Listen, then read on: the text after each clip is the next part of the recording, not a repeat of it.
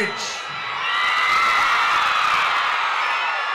Courage தான் எல்லாத்துக்குமே ஒரு பேஸ். கரேஜ் தான் எல்லாத்துக்குமே ஒரு பவர். அப்படிப்பட்ட அந்த பவர் எதிலிருந்து ஆரம்பிக்கிறது தெரியுமா? நம்மள அண்டர் எஸ்டிமேட் பண்ற நேரத்தில், நம்மள ஒரு ஏளனமா பார்க்கிற நேரத்தில் நம்ம யாருன்னு ப்ரூவ் பண்ணி காட்டணும்னு ஒன்று தோணும். நம்ம யாருன்னு காட்டணும்னு ஒரு உத்வேகம் ஒன்று வரும். அப்படி ப்ரூவ் பண்ற அந்த பாயிண்ட் எதிலிருந்து ஸ்டார்ட் ஆகுது தெரியுமா? எந்த விஷயத்துல நம்மள கிண்டலும் கேலியுமா பேசுறாங்களோ அதே விஷயத்தை வச்சு நம்ம அது ஒரு பாசிட்டிவா மாத்துறதுன்னு ஒண்ணு இருக்குல்ல, அதே விஷயத்தை வச்சு நம்ம அது ஒரு ஃபயரா மாத்துறதுன்னு ஒன்று இருக்குல்ல, அங்கிருந்து தான் அந்த பவரே ஸ்டார்ட் ஆகும். அப்படிப்பட்ட அந்த உண்மையான அந்த பவரை சொல்ற அந்த பாயிண்ட்ல இருந்து ஆரம்பிக்கலாமா? ஏ விஜய், வீட்டை விட்டு வெளியே வா. ஏ விஜய், பணியூர் விட்டு வெளியே வா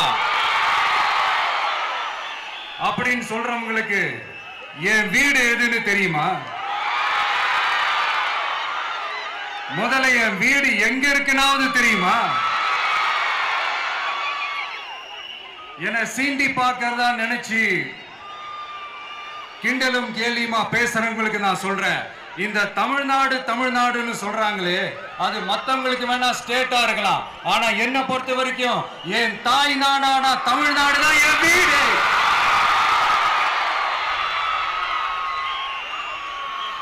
என் வீட்டுல மொத்தம் எத்தனை பேர் இருக்காங்க தெரியுமா? 8 கோடி பேர் இருக்காங்க. ஒட்டுமொத்த தமிழ்நாட்டு மக்களும் என் வீட்டு மக்கள், என் குடும்பம், என் உறவு, என் சொந்தம். எனக்கு எல்லாமும் கொடுத்த இந்த 8 கோடி சொந்தங்களுக்கு இனிமே எல்லாமுமா கூட நிக்க போறது இந்த விஜய் மட்டும்தான். தமிழ்நாட்டோட முதல் படை வீரனா, தமிழ்நாட்டோட முதல் பாதுகாவலனா அவங்க கூடவே நிக்கணும்ன்றதுதான் என்னுடைய குறிக்கோள். இன்னைக்கு இந்த விஜய், உங்க விஜய் உங்ககிட்ட ஓட்டு கேட்டு மட்டுமே வரல, உங்ககிட்ட நீதி கேட்டும் வந்திருக்கிற. ஆக்சுவலா உங்களுக்காக நீதி கேட்கறதுக்காக தான் நான் அரசியலுக்கே வந்தேன். ஆனா இன்னைக்கு நான் உங்ககிட்ட நீதி கேட்கறதுக்காக வந்திருக்கிறேன். இந்த விஜய் என்னங்க தப்பு பண்ணா? தன்னை நேசிச்ச தன்னுடைய மக்களுக்காக அரசியலுக்கு வந்தா அது ஒரு தப்பா?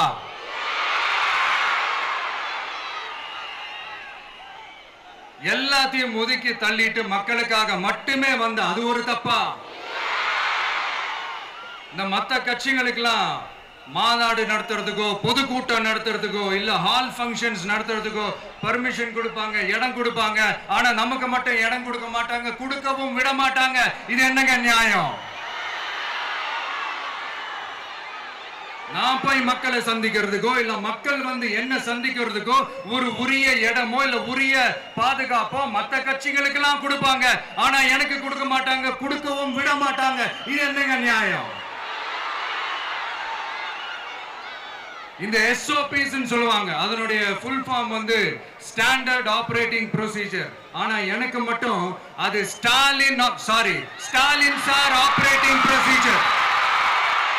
இது என்னங்க நியாயம்? இந்த விஜய் உண்மையானவன்றது உங்க எல்லாருக்குமே தெரியும். நமக்கு எதிராக சதி செய்யறது யாரு, நமக்கு எதிராக சூழ்ச்சி செய்யறது யாரு, நமக்கு எதிராக பழி போடுறது யாரு, யாரெல்லாம் ஒன்னா சேர்ந்து இதெல்லாம் செய்யறாங்கன்றது உங்க எல்லாருக்குமே நல்லா தெரியும். அதனால என்னோட சொந்தங்களாகிய உங்ககிட்ட வந்து நான் நீதி கேட்காம வேற யாருக்கிட்ட தான் போய் கேட்பேன்?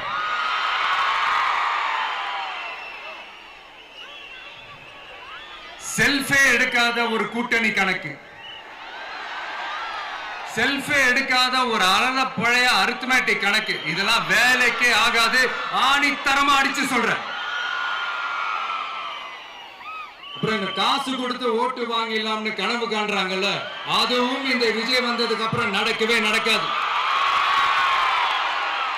வண்டி வண்டியா கொண்டாந்து குட்டுவாங்க. 1000, 2000, 3000, 4000, 5000. சாமி மேல சத்தியெல்லாம் வாங்குவாங்க. அப்படிதான் இத்தனை வருஷமா உங்களை ஏமாத்தி இருக்கிறாங்க. வாங்கிக்கங்க, சந்தோஷமா வாங்கிக்கங்க. எல்லாம் உங்க பணம் தான். வாங்கிக்கிட்டு அவங்க காதிலே விசில ஊதி அனுப்புங்க. எப்படி? அவங்க செவிலே விசில ஊதி அனுப்புங்க.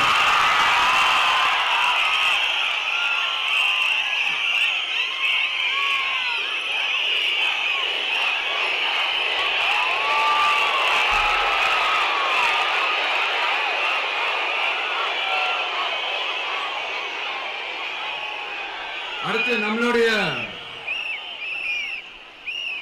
ஜென்சி அடுத்த இளம் தலைமுறையினருக்கும் ஒன்று நான் சொல்லணும்னு நினைக்கிறேன். இந்த பணத்தை கொடுத்து ஏமாத்தி ஓட்டு வாங்குற அந்த கலாச்சாரம் ஒழியணும். பணத்தை கொடுத்து ஏமாத்தினா ஏமாறுவீங்க. உங்களை தான் கேட்கிறேன், பணத்தை கொடுத்து ஏமாத்தினா ஏமாறுவீங்க. எல்லாரும் கொஞ்சம் கையப்படி வைங்களேன் எனக்காக. நான் சொல்றதை கொஞ்சம் ரிப்பீட் பண்ணுங்க. எங்க ஓட்டு எங்க உரிமை. எங்களை யாரும் விலைக்கு வாங்க முடியாது. எங்கள் ஓட்டு விசில் சின்னத்துக்கு தான். வேற யாரையும் நம்பி ஏமாற மாட்டோம். தேங்க்யூ. கேட்டுச்சா சார்? இனிமே நீங்க கொள்ளையடிச்சு வச்சிருக்கிற பணம் எல்லாம் வேஸ்டா போகுது. குப்பையில தான் தூக்கி போடணும். உங்களுடைய இந்த ஊழல் ஆட்சியும் மக்கள் குப்பையில தான் தூக்கி போட போறாங்க. அடுத்து ஒவ்வொரு வீட்டில் இருக்கிற என்னுடைய குட்டி நண்பா நண்பீஸுக்கும் நான் சொல்லணும்னு நினைக்கிறேன். வீட்டில் டிவியில உட்கார்ந்து இந்த பிரச்சார மீட்டிங்லாம் பார்த்துட்டு இருப்பீங்க.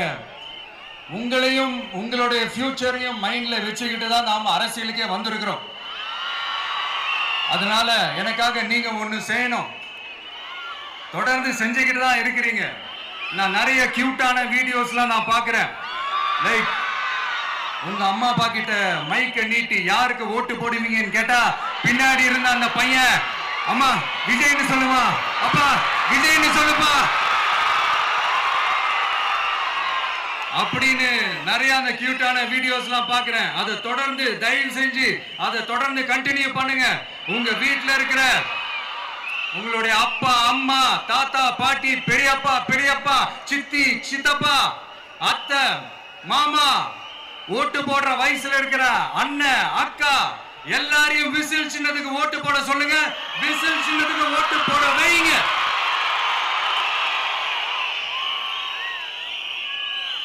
இந்த தேர்தல் நெருங்கிற இந்த நேரத்தில் பொலிட்டிக்கலா ஸ்பீக்கிங் டு த பாயிண்ட் ஒரே ஒரு விஷயம் நான் சொல்லணும். நாங்க அரசியலுக்கு வந்தது எந்த கட்சியும் ஒழிக்கிறதுக்கோ அழிக்கிறதுக்காகலாம் நாம் அரசியலுக்கு வரல. யார் மேலேயும் தனிப்பட்ட ஒரு வன்மமோ இல்ல தனிப்பட்ட கோபமோ அப்படிலாம் யார் மேலேயும் கிடையாது. இந்த மற்றவங்க மாதிரி இந்த வெறுப்பு அரசியல் பண்றதுக்காகலாம் நாம அரசியலுக்கு வரல. அரசியல் ரீதியா நம்மளுடைய எதிரிகள் யாருன்னு டிக்ளேர் பண்ணிட்டு தேர்தலில் நின்று ஜெயிச்சு மக்களுக்காக எங்களுடைய நன்றி கடனை செலுத்துறதுக்காக தான் நாம அரசியலுக்கே வந்திருக்கோம். Just want to make this clear. அவங்கள கேள்வி கேட்கறதுக்கு முன்னாடி அவங்களுடைய இயலாமையை மறைக்கிறதுக்காக இந்த ஏ டீம் பி டீம் இதெல்லாம் கூட சேர்த்துக்கிட்டு ஒரே விஷயத்த சொல்லி அழுவுறாங்கல்ல. என்னன்னு சொல்லி அழுவுறாங்க? அனுபவம் இல்லாதவங்களால எப்படி ஆட்சி அதிகாரத்தை செய்ய முடியும் அப்படின்னு ஒரே விஷயத்த சொல்லி அழுவுறாங்கல்ல. அந்த அழுகைக்கு நாம ஒரு பதிலடி கொடுக்கணும்ல. மக்களே, நான் உங்களையே கேட்கிறேன், தெரியாம தான் கேட்கிறேன். இந்த அனுபவம் அனுபவம் அனுபவம்னு சொல்றாங்களே, அதிகாரத்தை வச்சு மக்கள் பணத்தை கொள்ளையடிச்சதை தாண்டி வேற ஏதாவது கொம்பு முளைச்ச பெரிய அனுபவம் இவங்களுக்கு இருக்குதா?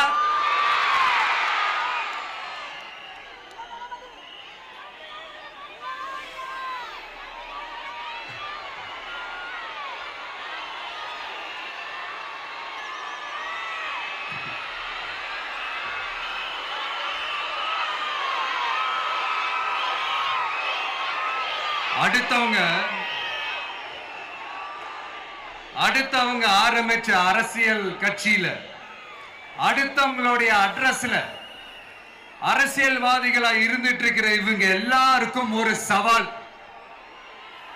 என்ன மாதிரி தனியா, என்ன மாதிரி சொந்தமா ஒரு கட்சி ஆரம்பிச்சு 1% அட்லீஸ்ட் 1% வாக்கு வாங்கி காட்டுற அந்த தில் இருக்குதா, திராணி இருக்குதா? 30 வருஷமா மக்கள் இயக்கமா இருந்து இன்னைக்கு மிகப்பெரிய ஒரு அரசியல் கட்சியா வளர்ந்து இந்த கூட்டணி கட்சிகள் மட்டுமே நம்பி இருக்கிற 75 வருஷ கட்சி, 50 வருஷ கட்சின்னு இன்னைக்கு ஆட்சி அதிகாரத்தில் இருந்துட்டு இருக்கிற இவங்க எல்லாரையும் மீறி இன்னைக்கு களத்துல தனியா நின்னு இந்த 2 வருஷத்துல முதன்மை சக்தியா வளர்ந்து 30% தாண்டி இன்னைக்கு மக்கள் ஆதரவை பெற்றிருக்கிற நமக்கு அனுபவம் இல்லையா? உங்களுடைய அனுபவம் என்னன்னு சொல்லட்டுமா? கட்சி ஆரம்பிச்ச அண்ணாவை மறந்தது, கட்சி ஆரம்பிச்ச எம்ஜிஆர் அவர்களை மறந்தது, கட்சியை வளர்த்த ஜெயலலிதா மேடம் அவங்களை மறந்தது. இவங்க எல்லாரும் சொன்ன விஷயங்கள், பேசின விஷயங்கள், எதையெல்லாம் ஃபாலோ பண்ணணும்னு சொன்ன விஷயங்கள் எல்லாத்தையும் மறந்தது. இவங்களுக்கு நமக்கு அனுபவம் இல்லையா? நமக்கு அனுபவம் இல்லதான். கொள்ளை அடிக்கிறதுல எங்களுக்கு அனுபவம் இல்லதான். அதெல்லாம் எங்களுக்கு சுட்டு போட்டாலும் வராது. இந்த கொள்கையை பேருக்கு மட்டும் வச்சுக்கிட்டு நேரடியா சரண்டர் ஆகிறது, மறைமுகமா சரண்டர் ஆகிறது, இந்த மாதிரி அனுபவம் நமக்கு இல்லதான். அதுவும் நமக்கு சுட்டு போட்டாலும் வராது. மக்களை நேசிக்கிற நல்ல குணம் இருந்தா போதும்யா. நல்ல சூப்பரான ஒரு நல்லாட்சி கொடுக்கலாம். நல்லாட்சி கொடுக்கிறதுக்கு மெத்த படிச்ச மேதாவிகளா இருக்கணும்லாம் ஒன்னும் அவசியம் இல்ல. காமராஜர் அவர்கள் மாதிரியோ, எம்ஜிஆர் அவர்கள் மாதிரியோ மக்கள் சக்தியின் துணையால, மக்கள் மேல அக்கறையா இருக்கக்கூடிய நல்ல அதிகாரிகளின் துணையால சூப்பரான ஒரு நல்லாட்சி என்னால கொடுக்க முடியும், செஞ்சு காட்டுறேன்.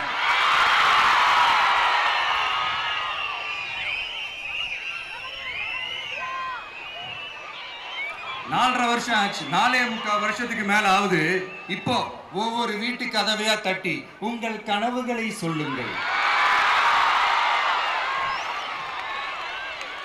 உங்கள் கனவுகளை சொல்லுங்கள், நாங்கள் அதை நிறைவேற்றி காட்டுறோம். இல்ல, ஸ்டாலின் சாருக்கு மக்கள் சார்பா ஒரு கேள்வி. மக்களுடைய கனவு என்னன்னு உங்களுக்கு தெரியுமா சார்? அது சரி, அவங்க என்ன நினைக்கிறாங்கன்னு உங்களுக்கு தெரியாது, அதுக்கப்புறம் எப்படி அவங்க கனவுகளை பத்தி உங்களுக்கு தெரியும். மக்களோட கனவு என்னன்னு நான் சொல்லட்டுமா சார்? 2019, 2021, 2024 இந்த 3 தேர்தலையும் மக்கள் உங்களுக்கு வாக்களிச்சதுக்கு காரணம் நீங்க மக்களுக்கு ஏதாவது நல்லது செய்வீங்கன்னு நம்பிதான். ஆனா நீங்க மக்களுக்கு கொடுத்த பரிசு மக்களுக்கு பாதுகாப்பே இல்லாத மக்கள் விரோத ஆட்சி. அந்த மக்கள் விரோத ஆட்சியை அகற்றிட்டு அந்த இடத்தில் தமிழக வெற்றி கழகத்தை ஆட்சி பீடத்தில் அமைக்கணும் அப்படின்றதுதான் மக்களுடைய ஒரே கனவு. இந்த மக்கள் விரோத திமுக அரசை நிலைக்க கூடாது அப்படின்றதுதான் மக்களுடைய ஒரே கனவு. 100% தூய சக்தி டிவிக்கு ஆட்சி அமைக்கும். அதுல உங்களுடைய கனவுகள், உங்களுடைய ட்ரீம்ஸ் எல்லாமே ஃபுல்ஃபில் ஆகும், நிஜமாகும்.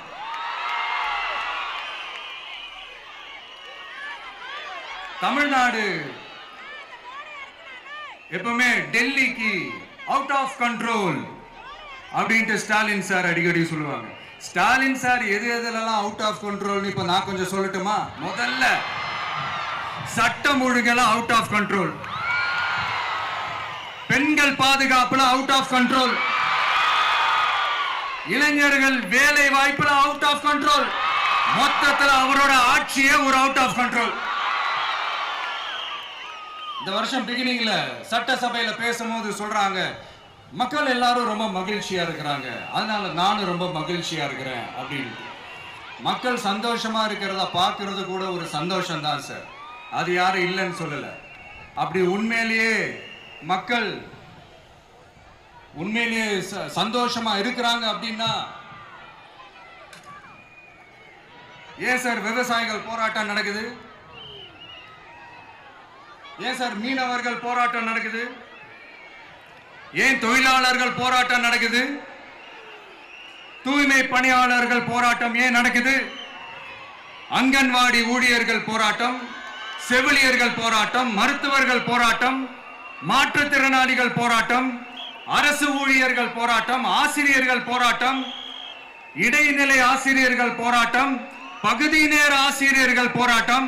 இதெல்லாம் உங்க ஆட்சியில மக்கள் மகிழ்ச்சியா இருக்காங்கன்றதுக்காக நடக்கிற போராட்டமா சார்? எனக்கு தெரிஞ்சு மக்கள் சந்தோஷமா இருக்கிறாங்கன்னா பொங்கல் வச்சு கொண்டாடுவாங்கன்னு கேள்விப்பட்டிருக்கிறேன். உங்க ஆட்சியில தான் போராட்டம் நடத்தி அவங்களுடைய மகிழ்ச்சியை வெளிப்படுத்துறாங்கன்னு நினைக்கிறேன். இன்னும் தீரவே தீராத பிரச்சனைகள்னா இருக்கிற இடம் பிரச்சனை, பார்க்கிற வேலை பிரச்சனை, பண்ற தொழில் பிரச்சனை, விலைவாசி பிரச்சனை, தண்ணி பிரச்சனை, பஸ் வசதி இல்லைன்ற பிரச்சனை, ரோடு சரியில்லைன்ற பிரச்சனை, ஆஸ்பத்திரி சரியா இல்லைன்ற பிரச்சனை. இப்படி எல்லாம் ஒரு அடிப்படை விஷயங்களே பிரச்சனையா இருந்தா அப்போ ஆளுங்கட்சின்னு ஒண்ணு எதுக்குதான் இருக்கிறாங்க அப்படின்னு தானே மனசுல தோணும் மக்களுக்கு. ஆட்சிக்கு வர்றதுக்கு முன்னாடி தான் பொய் பொய்யா அடிச்சு விட்டீங்க. இப்ப ஆட்சியை விட்டு போகும்போது கூட பொய் பொய்யா பேசுறீங்களே சார், என்ன சார் இது? மாத்தி மாத்தி பேசுறதுல நீங்க வேற லெவல் தான் சார்.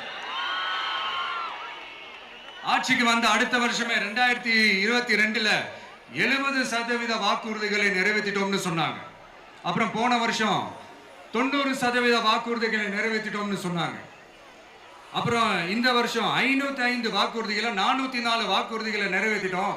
கிட்டத்தட்ட ஒரு 80% வாக்குறுதிகளை நிறைவேற்றிட்டோம்னு சொன்னாங்க. முதல்ல 70, அப்புறம் 90, அப்புறம் 80. இன்னும் தேர்தல் நெருங்க அது 60, 50, 40, 30, 20ல போய் நிற்கும்னு நினைக்கிறேன். அதையும் அவரே அறிவிப்பாரோ என்னமோ எனக்கு தெரியல. முதல்வர் ஸ்டைல்லையே சொல்லணும்னா, பொய்யிலேயே பிறந்து பொய்யிலேயே வளர்ந்த புலவர் பெருமானே, கொஞ்சம் அத திருத்தி சொல்றேன், புலுகர் பெருமானே. அது இன்னும் பொருத்தமா இருக்கும். அவருடைய அண்ட புழுகு, ஆகாச புழுகு என்ன தெரியுமா? பெண்களுக்கு பாதுகாப்பு தமிழ்நாட்டில் எங்க போனாலும் கொட்டி கிடக்குதான். அப்படி அது உண்மைனா அண்ணா யூனிவர்சிட்டி அந்த பொண்ணுக்கு ஏன் சார் அப்படி ஒரு கொடுமை நடந்துச்சு? கோவை கல்லூரி பெண்ணுக்கு ஏன் சார் அப்படி ஒரு கொடுமை நடந்துச்சு? பெண் குழந்தைகள் பாதிக்கப்படுறதா கிட்டத்தட்ட 1000க்கும் மேலான போக்சோ கேசுகள் ஏன் சார் பதிவானுச்சு? போதைப் பொருள் கலாச்சாரம் கண்ட்ரோலே இல்லாம அது பாட்டுக்கு தாறுமாற எங்கேயோ போய்கிட்டு இருக்கு. வயலன்ஸ் எல்லாம் தலைவிரிச்சு ஆடுது. அதுக்கு ஒரு ரீசெண்ட் எக்ஸாம்பிள் அந்த ரயில்வே ஸ்டேஷன்ல அந்த சிறுவர்கள் எல்லாரும் சேர்ந்து செஞ்ச அந்த சம்பவம். சட்டம் ஒழுங்கு சரியா இருந்தா ஏன் சார் இப்படி எல்லாம் நடக்குது?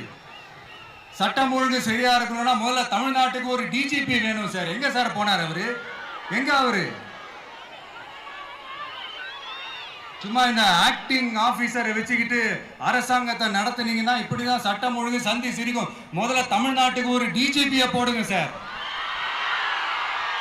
அதுக்கப்புறமாச்சும் சட்டம் ஒழுங்கு சரியாகுதான்னு பார்ப்போம். சரிப்பா, கேள்வியா கேட்கிறியே, நீ வந்தா என்ன செய்வ அதானே கேட்கறீங்க. கரெக்ட், கேட்கணும். மக்களோட அடிப்படை தேவைகளை தீர்க்கிறது தான் நம்மளுடைய ஃபர்ஸ்ட் வேலையே. அதை தீர்க்கிறதுக்கான அந்த தேடி போறது, அதோட சொல்யூஷனை தேடி போறது தான் நம்மளுடைய ஃபர்ஸ்ட் அஜெண்டாவே. கொஞ்சம் வெயிட் பண்ணுங்க, தேர்தல் அறிக்கை ரெடி ஆயிட்டு இருக்கு. தெளிவான ஒரு தேர்தல் அறிக்கையாவது வரும்.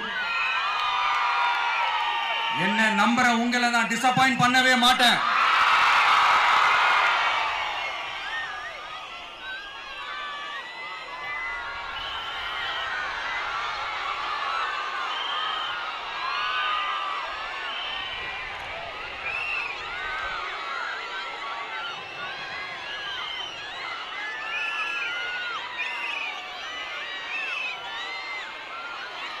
இந்த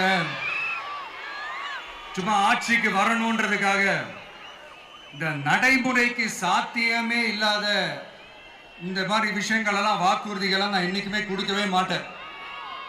அதே மாதிரி ஆட்சிக்கு வந்ததுக்கு அப்புறம் கூட அவங்க அது தரல, இவங்க இது தரல அப்படின்லாம் பம்மிக்கிட்டு இல்லாம உங்களுக்காக எந்த எக்ஸ்ட்ரீமுக்கும் போய் நான் போராடவும் தயாரா இருக்கிறேன். அதனால நான் மறுபடியும் இதை நான் ரிப்பீட் பண்றேன். இவ்வளவு நாள் இதை நான் மட்டும் தான் சொல்லிக்கிட்டு இருந்தேன். இப்ப களமே சொல்லுது, ரெண்டே ரெண்டு பேருக்கு நடுவுல தான் போட்டியே. ஒண்ணு இன்னொன்னு, ஒண்ணு தூய சக்தி டிவிக்கு, இன்னொன்னு தீய சக்தி டிஎம்கே.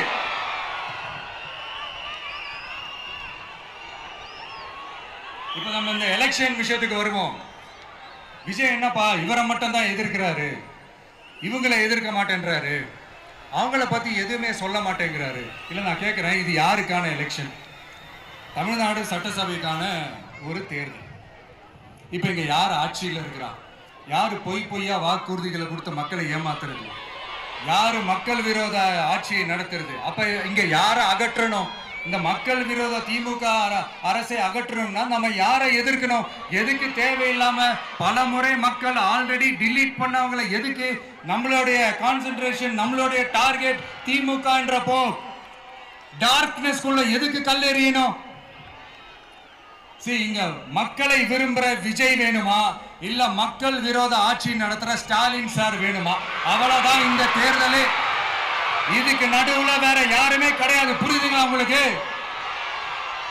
என் நெஞ்சில் குடியிருக்கும் சேலம் மக்களே,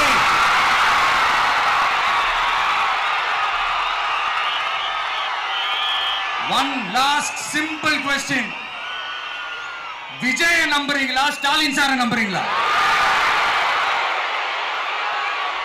அவ்வளவுதான், முடிஞ்சு போச்சு. கதம் கதம். போர் முழக்கம் உங்களை ஒரு நிமிஷம் கூட தூங்க விடாது. இந்த போன லாஸ்ட் வீக் இந்த டிஎன்பிஎஸ்சி இந்த எக்ஸாம்ஸ், இந்த குரூப் 2 எக்ஸாம்ஸ் அதை அனௌன்ஸ் பண்ணிட்டு உடனே அதை கேன்சல் பண்ணிட்டாங்க. இது உலகத்துக்கு எல்லாருக்கும் தெரியும். கேன்சல் பண்ணிட்டு ரொம்ப சிம்பிளா டெக்னாலஜி ஏதோ சம் ஃபால்ட், டெக்னிக்கல் ஃபால்ட் அப்படின்னு சொல்லி அதை கடந்து போயிட்டாங்க. இத்தனை வருஷமா ராத்திரி பகலமா கஷ்டப்பட்டு படிச்சு எப்படியாவது நமக்கு அந்த வேலை கிடைக்காதான்னு அந்த எக்ஸாம்ஸை ஃபேஸ் பண்ண வந்த நம்மளுடைய தம்பி தங்கைகள் எவ்வளவு ஒரு மன உளைச்சலுக்கு ஆளாயிருப்பாங்க. அதை யாராவது யோசிச்சு பார்த்தீங்களா? ஒரு எக்ஸாம்ஸை ஒழுங்கா நடத்த தெரியல, இதுல உலக நாடுகளோட போட்டி போடுறாங்களாம். நம்மளுடைய தம்பி தங்கைகள் நம்ம அம்மா அப்பா கிட்ட சொல்லுங்க, யாரும் தைரியம், எல்லாரும் தைரியமா இருங்க. வரப்போறது உங்க ஆட்சி, நம்ம ஆட்சி.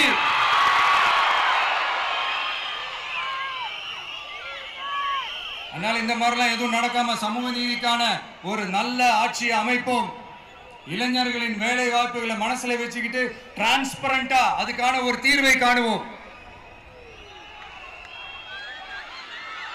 நான் விக்கிரவாண்டி மாநாட்டில் பேசும்போது ஒரு பொலிட்டிக்கல் பாம் ஒன்னு சொன்ன ஞாபகம் இருக்கா? ஆட்சியிலையும் பங்கு, அதிகாரத்திலையும் பங்குன்னு ஒன்னு சொன்னேன். இப்போ அந்த பொலிட்டிக்கல் பாம் எல்லா கூட்டணியிலையும் வெடிச்சுக்கிட்டு இருக்கு, தாறுமாற வெடிச்சுக்கிட்டு இருக்கு. ஸ்டாலின் சார்லாம் பதறாரு, ஆட்சி அதிகாரத்துல பங்கெல்லாம் தமிழ்நாட்டில் ஒத்து வராது அப்படின்னு சொல்றாரு. அவங்கள பொறுத்த வரைக்கும் ஜெயிக்கிறதுக்காக மட்டும்தான் கூட்டணி, மற்ற எல்லாத்துக்குமே அவங்க தனி அணி, அவங்க மட்டுமே ஒரே அணி. வெல்வோம் ஒன்றாக, ஆனா வரும் வெல்த் எல்லாம் பார்ப்போம் தனியாக. அந்த வெல்வோம் ஒன்றாக என்றது இதுதான் அந்த சீக்கிரட்டே. புரிய வேண்டியவங்களுக்கு நல்லா புரியும் நினைக்கிறேன். உங்களோட நான் இருக்கேன், நம்மளோட நம்ம மக்கள் இருக்காங்க. இதுக்கு மேல என்ன வேணும்? கான்பிடென்டா இருங்க, நல்லதே நடக்கும், வெற்றி நிச்சயம். மீண்டும் சந்திக்கும் வரை நன்றி, வணக்கம்.